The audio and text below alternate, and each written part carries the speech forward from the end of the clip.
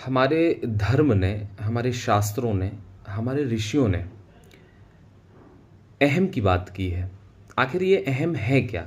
हम बहुत चर्चा सुनते हैं और सारी स्पिरिचुअल बुक्स में, सारे आध्यात्मिक साहित्य में हम बहुत चर्चा सुनते हैं अहम की, और ये भी सुनते हैं कि अहम पर ही सब कुछ टिका हुआ है। तो आखिर अहम है क्या? तो मैं बहुत छोटे शब्दों में और बहुत गूढ़ अर्थों में अहम की परिभाषा बताता हूँ कि अहम अपने आप में कुछ भी नहीं है। अहम अपने आप में कुछ भी नहीं है, वो एक सिर्फ और सिर्फ एक विचार है।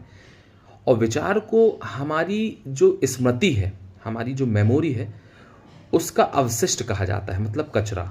तो विचार तो स्वयं अपने आप में एक कचरा है, और वो विचार एक मान्यता बन के बैठा हुआ है हमारे अंदर कि मैं ये शरीर हूँ, मैं कुछ हूँ, और मैं ये शरीर हूँ। और यही मान्यता आगे बढ़ती है और अपनी पहचान जोड़ना शुरू कर देती है कि ये मेरा शरीर है, ये मेरे माता पिता हैं, ये मेरा देश है, ये मेरा धर्म है, ये मेरी कार है, ये मेरी संपत्ति है, ये मेरी दौलत है, ये मेरी पत्नी है।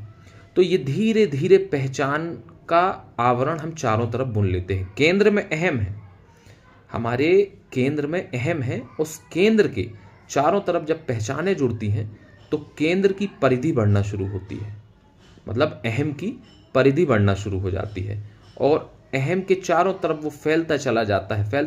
हमारी मान्यताएं, हमारी धारणाएं फैलती चली जाती हैं। जैसे एक वृक्ष है, एग्जाम्पल के लिए एक वृक्ष है, उसके चारों तरफ हम रस्सी बांधते ही चले जाएं और वो इतना चौड़ा हो जाए कि 10 वृक्ष के बराबर उसकी चौड़ाई हो जाए। ऐसा ही हमारा अहम होता है। वो अपने आप में कुछ नहीं, वो सिर्फ एक विचार है, एक झूठी मान्यता है। और जो अपने आप में झूठा है, जो अपने आप में पूरी तरह झूठा है, तो उसके ऊपर खड़ी मान्यताएं भी पूरी झूठी हैं। एक बार अगर आप केंद्र तक पहुंच गए, अपने अहम तक पहुंच गए, तो ये सारी चीज़ें आप देख पाओगे, जैसे मैं देख पा रहा हूँ, मैं बता पा रहा हूँ।